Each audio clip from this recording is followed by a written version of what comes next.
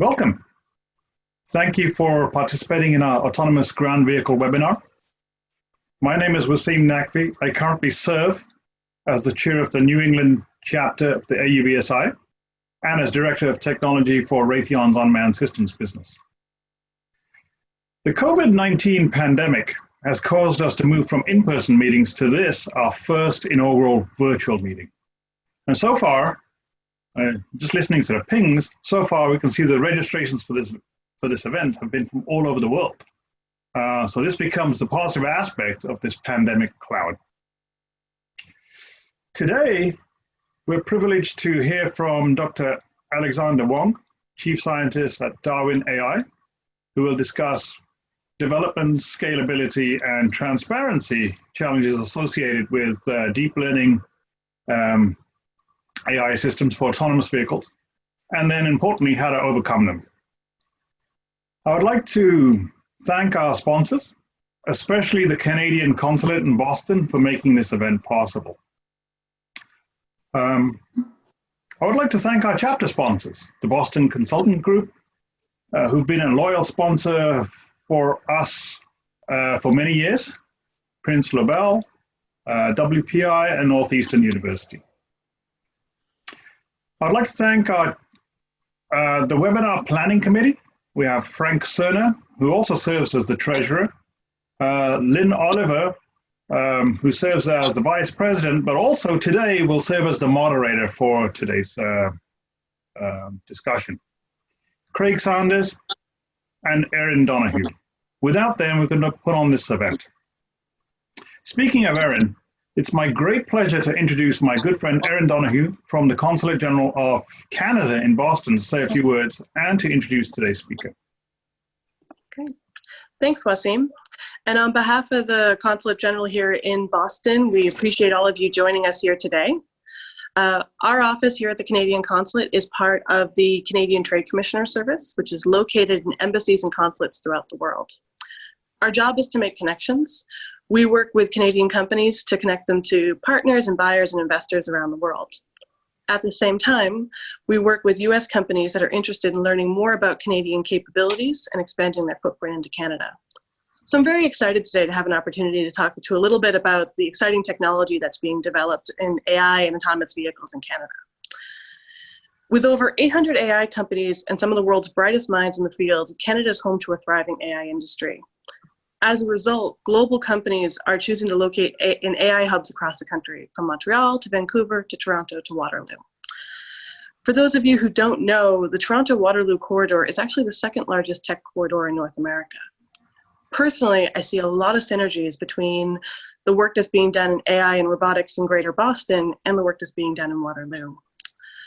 Waterloo can boast being home to some major tech companies from Google to BlackBerry to OpenText to Shopify. At the same time, they're also home to a number of R&D facilities for major automotive OEMs, Ford, Toyota, and Bosch. Their community has over 90 companies working on automotive technology in a range of technologies from security to sensing to autonomous vehicles. And the University of Waterloo also has research centers that concentrate both on automotive technology and on applied AI. So I'm very excited to have a representative from this community joining us here today. Dr. Alex Wong is a Canada Research Chair for AI and Medical Imaging and a professor at the University of Waterloo. At the same time, he is a co-founder of Darwin AI, and he's going to be speaking with us today about some of the exciting technology they are developing with partners such as Lockheed Martin and Honeywell. With that, I'll leave it to Dr. Wong. If you're interested in learning more about what's going on in Canada, please don't hesitate to reach out to us. Thank you. Hi, everybody. So I'd like to, thanks for inviting me for your very first virtual meetup. I'm very excited about it. The way I usually do my talks is more on the casual side, so interactive. If you have questions along the way, please let me know. I'm happy to field them. And I just want to make this a much, a relaxing, fun experience. So if it ever gets dull, let me know as well. So in the meantime, what I'm going to do is I'm going to share my screen and then I'm going to begin. I'm just going to Perfect. So thank you very much. And so today what I'm going to be talking about is some of the exciting advancements that we've been making, as well as that's been driving the field towards building AI you can trust for autonomous vehicles. So as mentioned, I'm Alexander Wong. I'm a Canada Research Chair as well in the field of artificial intelligence, one of the founders of the Waterloo AI Institute, director in the Vision Image Processing Research Group, as well as chief scientist for Darwin AI. So just a bit of a background in terms of Darwin AI. As you know, Darwin AI is a Canadian-based company, and we're very proud to be Canadian. And we found there's been a huge number of different benefits of being part of the Canadian ecosystem. So one of which is the ability to really draw a highly educated, very skilled workforce, especially because here in Waterloo, we're near the University of Waterloo, where we're constantly training the best engineers the world can possibly get. We also have a lot of benefits from a governmental perspective, great tax system, as well as a huge diversity. One of the things I really like being in Waterloo, Canada, especially in Canada, is just the richness in terms of diversity as well as multiculturalism. And so that's why we're very happy to be a Canadian company. And just a little bit more background about Darwin AI. So we're an AI-based company in Waterloo, Ontario, Canada. So for those who don't know where Waterloo is, we're maybe an hour and a half's drive from Toronto on a good day. Could be 5 hours on the bad day. Well, right now it's actually pretty good. So we have about 25 plus employees, and our focus has been on explainable development platform for deep learning, which is one of the most powerful forms of AI people are trying to leverage, especially in autonomous vehicles, drones, and so on and so forth, but having significant problems. And part of the thing is our focus being building AI you can trust. It's one thing to just build AI and deploy it. We need to do it in a trustworthy manner so we can trust what gets into the field. So as mentioned, we work with a lot of different partners from Audi to Honeywell, Intel, NVIDIA. More recently, we made the announcement of collaborating with Lockheed Martin from a strategic perspective. So we've been very excited about it. We work with global consumer electronics, global semiconductors, and one of the key things that we always like to highlight as well, in addition to, I guess, our deep learning prowess, is the fact that we are also taking a very conscientious look into making sure we're building AI you can trust. So we're one of the only partners in Canada for the Partnership on AI, which is a global consortium on transparent and trustworthy AI, part of their About ML committee to help guide transparency machine learning cycles, as well as part of the Standards Council of Canada for the AI Standards Committee. So instead of just building things that are production ready, we also try to make sure that we do it in a trustworthy way.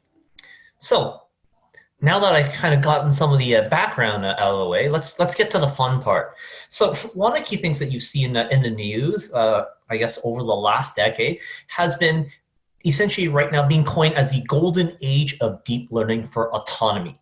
You can't really look at autonomous vehicles, drones, without hearing the word deep learning. And part of the reason is because of the game-changing advances in deep learning over the last decade. And much of the successes has revolved around visual perception, right? So things like vehicle detection and localization. Where are all the cars around me? Where are they based on my current environment so I could navigate around? Vehicular detection and localization. Depth estimation, so we can judge how far something is, very important from a safety perspective in terms of vehicular braking systems and so on and so forth. Light detection, so it's able to allow for autonomous driving, lane detection, sign detection, so it knows where to turn, when to stop, as well as semantic segmentation, which is getting a much deeper understanding of the scene, be it cars, pedestrians, roads, signs, trees, so on and so forth, so that with this wealth of information, we could collect it together and make logical autonomous driving decisions. So this is great. And as a result of the successes in visual perception, as well as successes in deep learning for autonomous tasks, there's been an enormous amount of academic and industrial investment into autonomous driving. So as we're all aware, there's multi-billion-dollar investments in Cruise, in Argo AI, in a wide variety of different self-driving startups, whether it's standard vehicles or trucks. So there's a lot of investment. And in academic, there's huge amount of work being published right now related to all of these different areas. So right now, on average, you could see around 50 to 100 papers per day related to deep learning for autonomy. So there's a huge amount of interest, and that's great. But then the question is, okay, great. So we call it the golden age of deep learning for autonomy. But what happened recently? Do we have self-driving cars all around our roads? Do we have everything ready? Do we have our infrastructure? The answer is not quite. And that's because the realities of deep learning for autonomy is a little different from what we're expecting from a advancement perspective. So it's not all sunshine and rainbows when it comes to deep learning in real world autonomous vehicle applications. And working with both tier ones as well as large automakers, these are the exact same problems faced, whether it's a startup or a large tier one or a large automaker. So one of the common messages that we hear from the automotive industry is that AI, especially deep learning, is game-changing, but full of challenges to widespread adoption across industries in a scalable and trustworthy way, with the word scalable and trustworthy being the most important. Scalable in the way that we could take these complex systems and apply it to vehicles that you could afford. Trustworthy is that you would trust the decisions that are being made by the vehicle that pertains to your particular safety. And so that's of a real concern. And a lot of automakers and the whole industry at large right now is really looking into how we actually do it in a scalable, safe, critical mission manner. And so what are some of the key challenges, right? So what are the hurdles to widespread adoption of deep learning for autonomy? We see great work that's come out in research. Why has it not translated exactly into a widespread adoption of autonomous driving? There's actually some key hurdles that we've identified, talking from different industrial partners. And the first one is development grind. It's one thing to publish a paper that works on a particular toy case and leave it at that, publish some code, and you're happy about it. But it's a completely different thing when you have to take it and develop into a production-ready system. So it's very hard to build deep neural networks for operational applications. If you've actually built a deep neural network before, I've been doing it for the past 2 decades, and I cannot build anything deployable to save my life, right, if I were to do it. Why? Because there's a large trial and error process involved where there's lots of tweaking and adjustments and waiting. There's just a lot of things there's a lot of guesswork in the whole process. So it becomes very time consuming and labor intensive. We're talking about companies trying to create one neural network to cover one particular aspect in autonomous vehicles, and it's taking them months to years.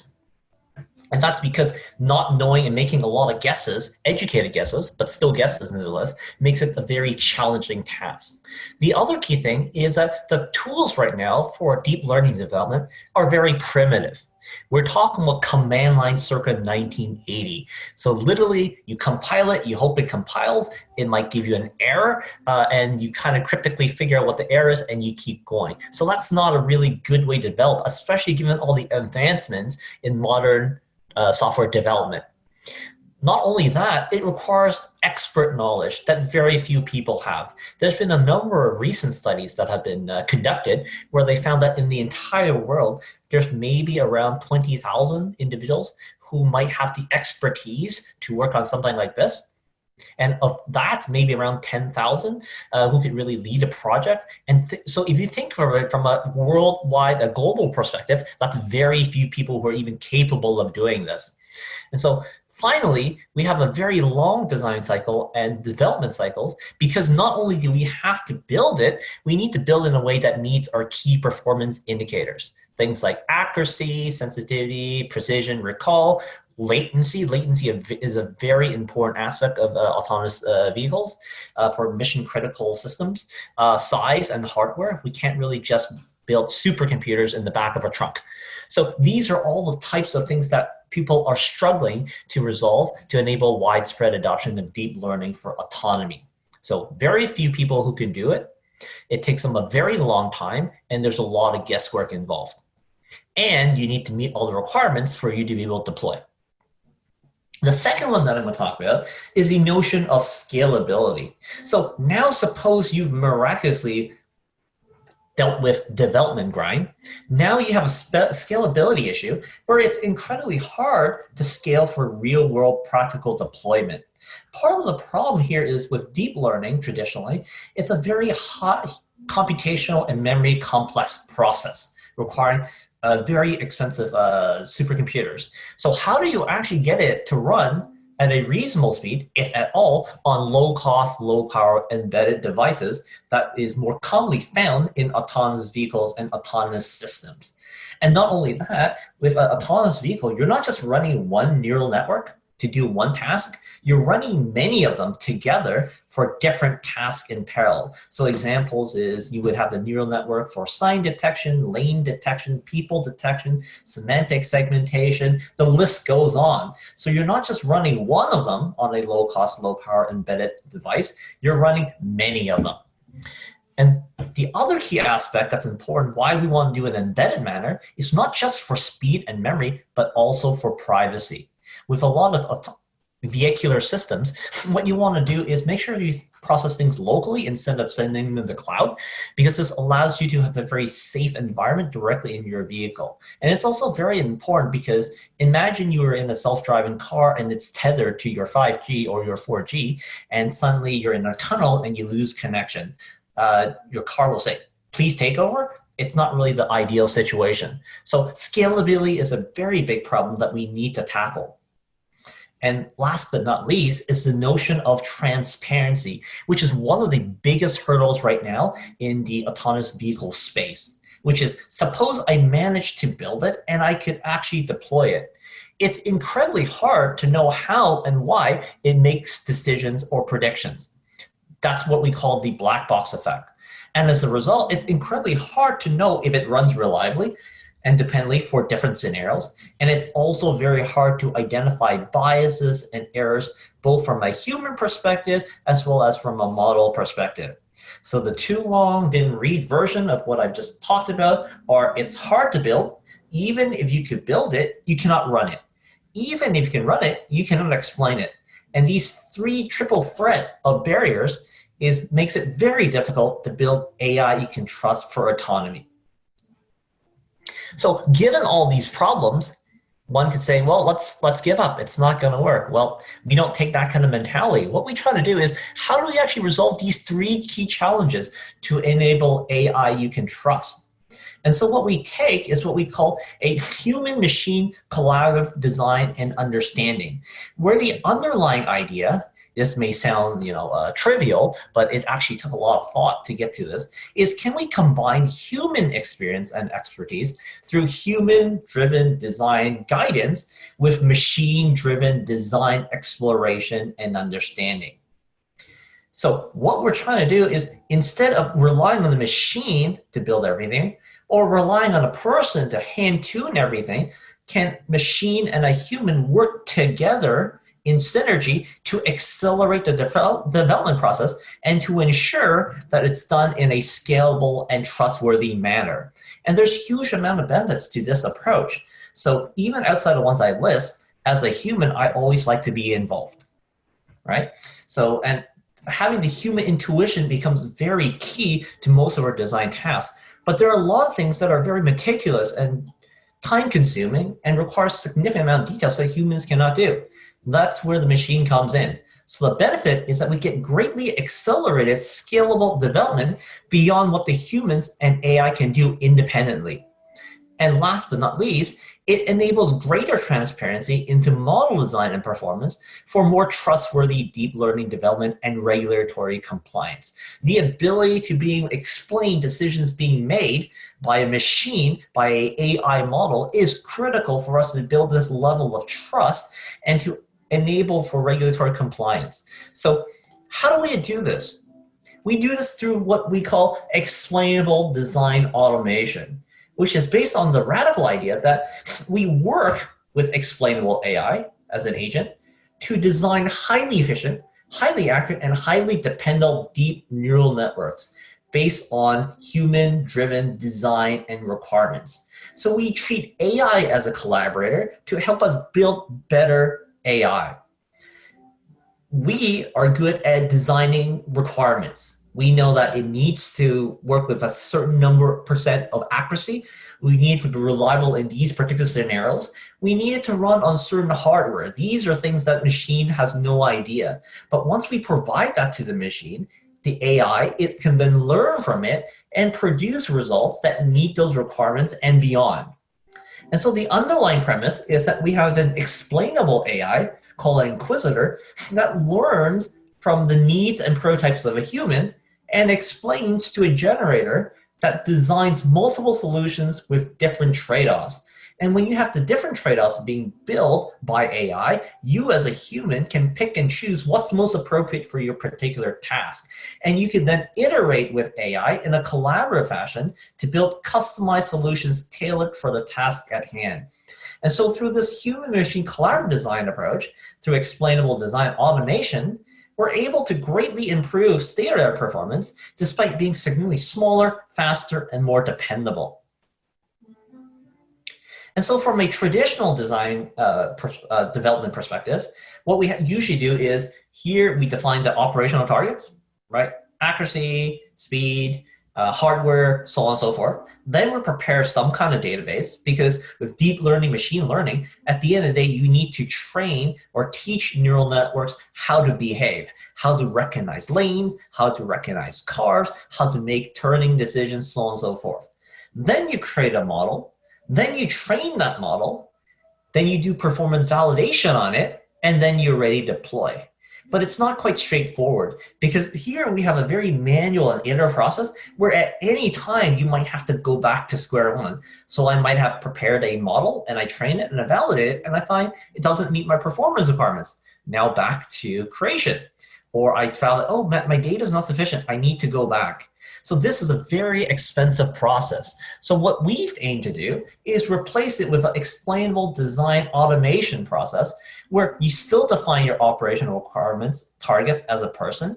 You still prepare the data at hand, but what we do instead is we replace the middle part with this automated process to automatically generate models, automatically understand the models that it gets generated so that we could greatly accelerate the automation process towards deployable models that you understand and trust, in which case then it can be deployed.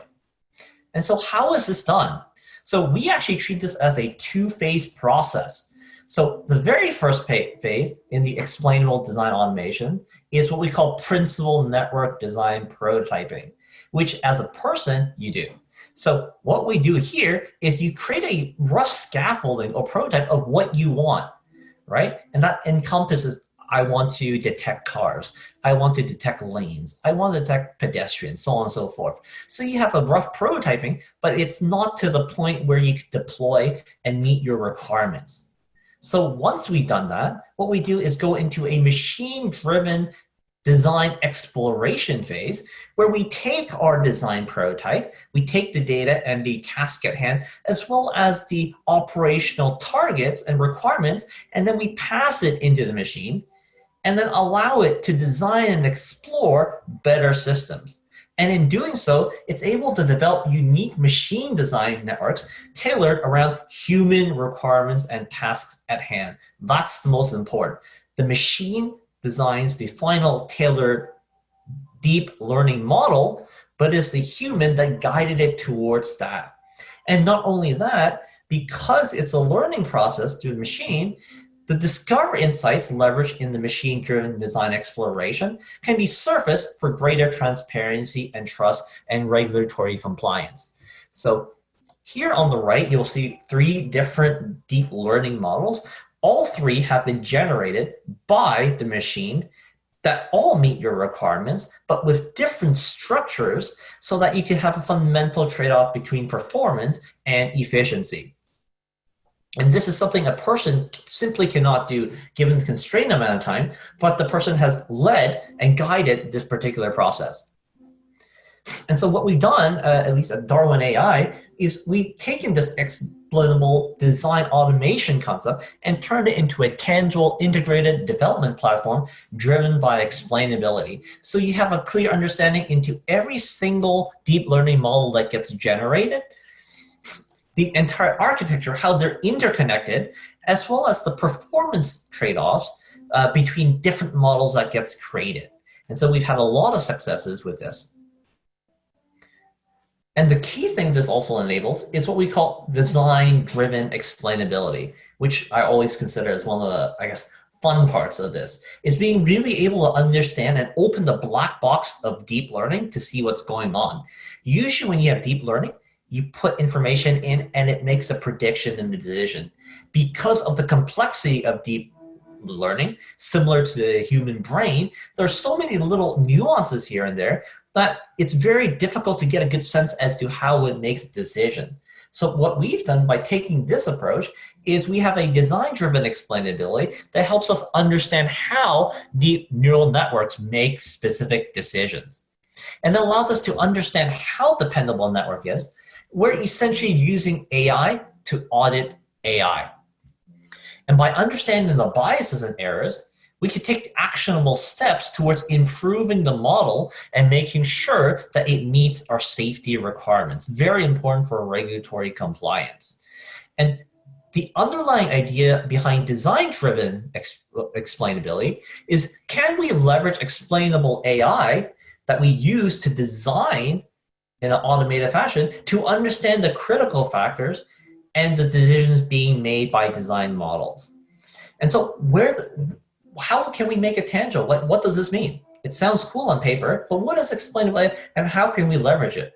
So the examples I have on the right are examples of where it becomes very important for helping us understand how models make decisions and when they make decisions, the right decisions, for the wrong reasons.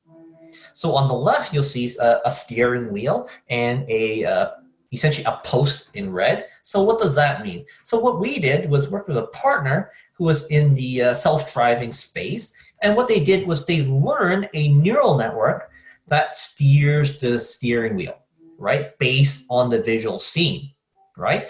And they were getting really, really great performance. Like the numbers were beautiful. So did they deploy it? The answer is no. Why didn't they deploy that particular model? Unfortunately, thanks to us.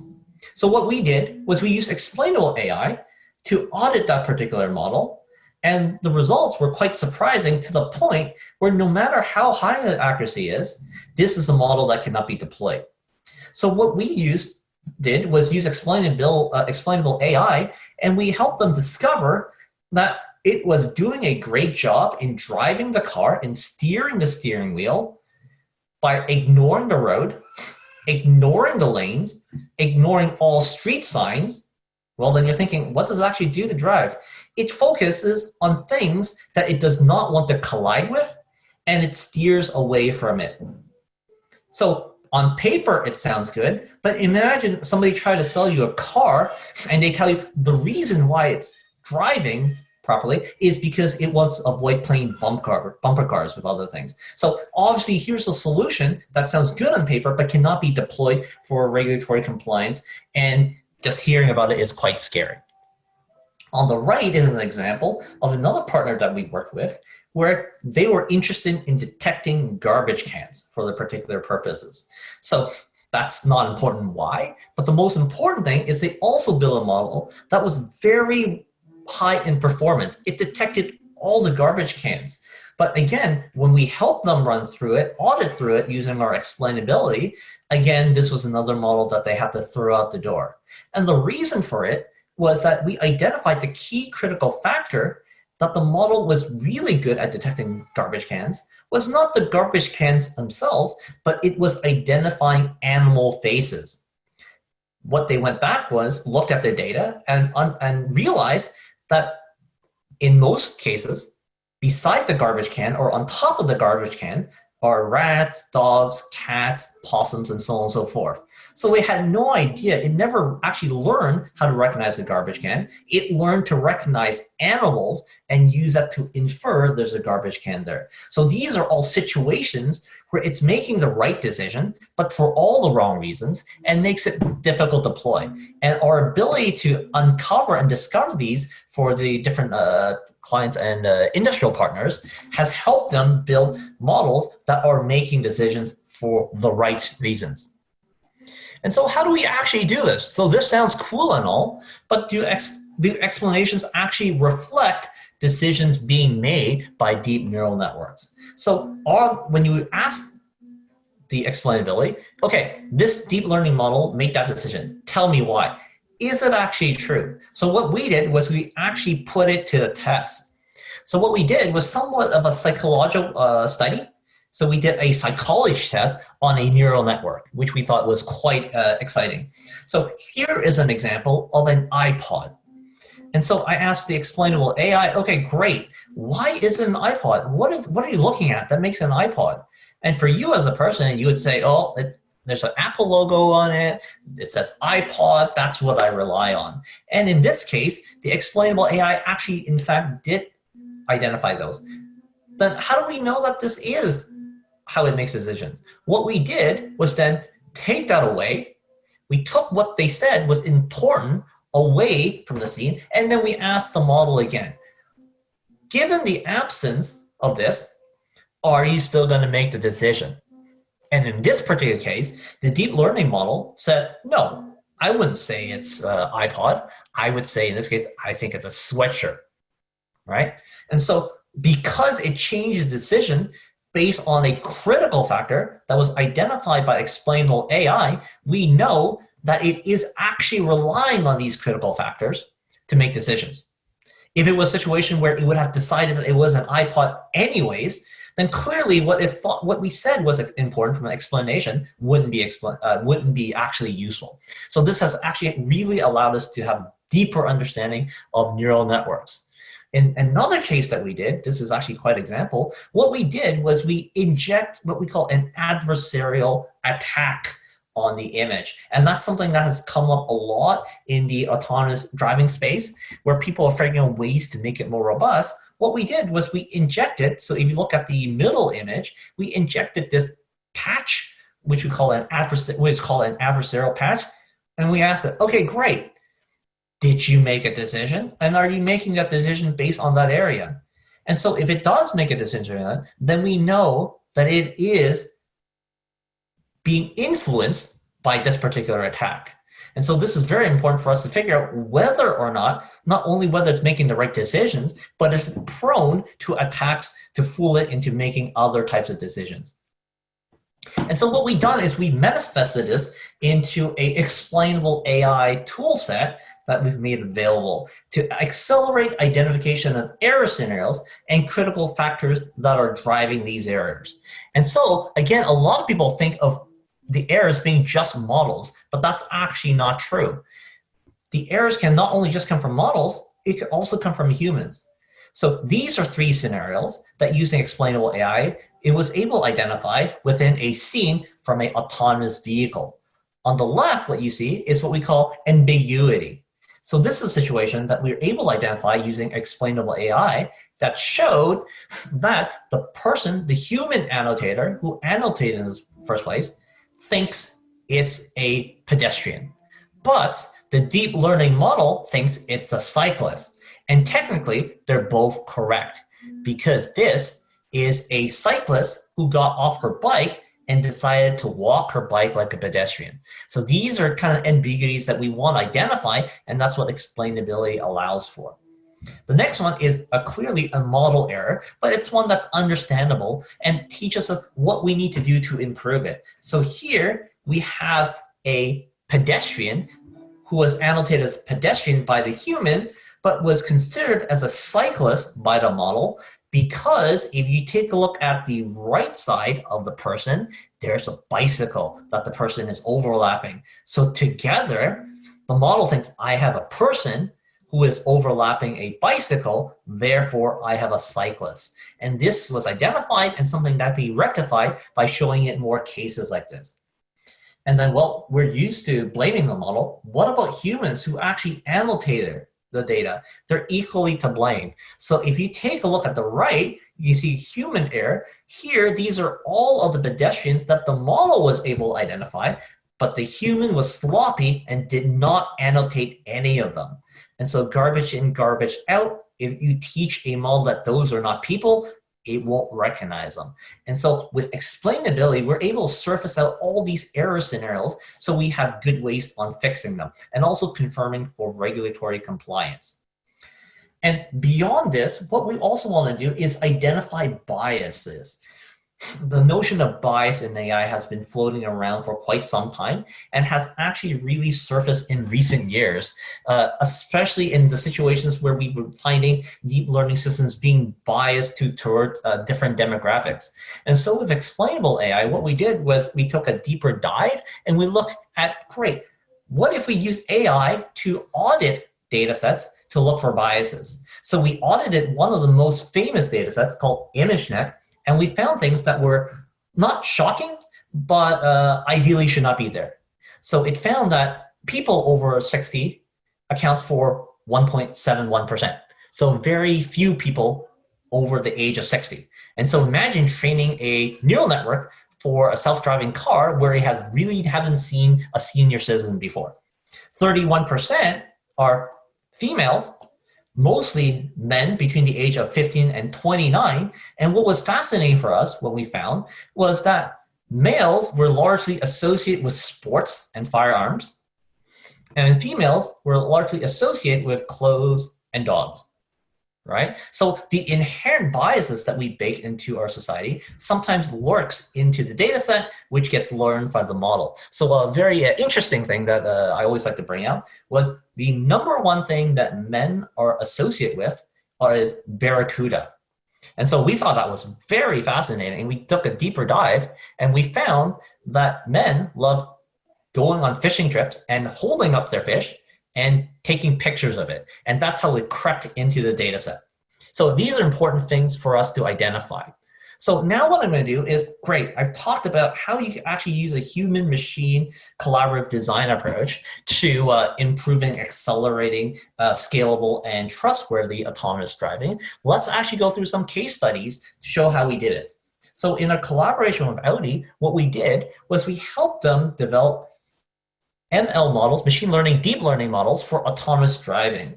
They were having problems hitting certain targets, be it memory, be it compute costs, so on and so forth. So by using this human-machine collaborative design approach through the Darwin AI platform, we were able to help them reduce manual labor by 90%. Instead of taking months to a year, it required only 3 weeks to develop a model that was ready for production, and it had a great cost savings for them on the order of 600,000 just for 5 GPU servers. So the actual improvement scale. And so we've shown that this approach works in an industrial setting. And so here are some fun examples that we did on different tasks in autonomous driving and how we're able to create things that are much more efficient, yet still highly reliable. So here's an example for real-time semantic segmentation, which is given a scene, identify every single component from a car to a road to a building to a tree.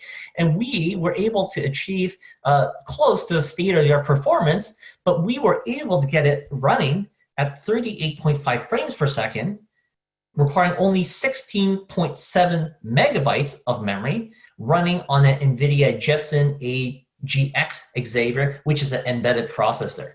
And if we were to try to run the original state-of-the-art model, we can't because it's too large, insufficient memory. And that's how it could be a game changer. And I'll show an example afterwards. And the next thing that we did was build a real-time object detector, which is very critical for autonomous driving. And compared to the state-of-the-art efficient models, we were able to improve accuracies by over 10%, and yet be more than an order of magnitude smaller. So instead of 60 megabytes, it was only 4 megabytes and runs in a fraction of the time. And finally, we did the same thing for depth estimation using a single camera. So using an image captured by a single camera, can we say how far things are away from each other? And if you take a look at the numbers before compared to state-of-the-art, we were able to perform just as well as state-of-the-art, except we were able to generate a model that is pretty much almost 50 times faster and more than an order of magnitude smaller.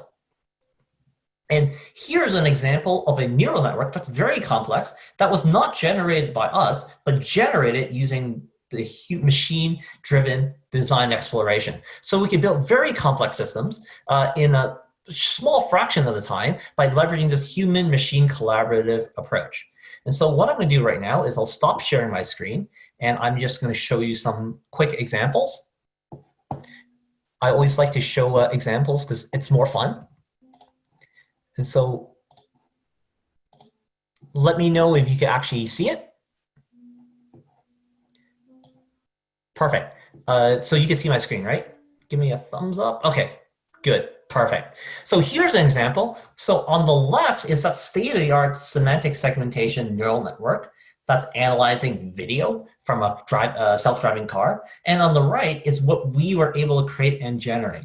And here we're going to do a side-by-side comparison where we show them at their actual frame rates. So as you can see, the original model, once we actually were able to get up and run, was running 4 frames per second on a powerful computer. On the right, it's running 150 frames per second using an embedded processor. And that's the power of a human-machine collaborative approach in building something that a person or AI cannot build by themselves in a real-world scenario. Here's an example of the object detection. I always like to use a fun example. So here it's in real time trying to identify all of the faces in the scene. Hopefully here we're all old enough to remember this movie. So it's actually interesting. You'll actually see that it's able to identify a face reflecting off his sunglasses. And this is, again, all done in real time. And last but not least, here's an example of depth estimation using a single camera running at over 30 frames per second on a low-cost processor embedded into a self-driving car. And so that's the power of deep learning, especially when done in a human-machine collaborative approach, to enable efficient yet powerful, trustworthy neural networks. I'd like to play it again. So it's able to identify how far objects are, all in real time, running on an embedded processor.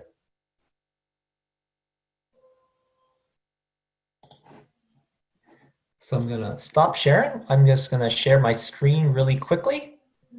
So just some concluding thoughts.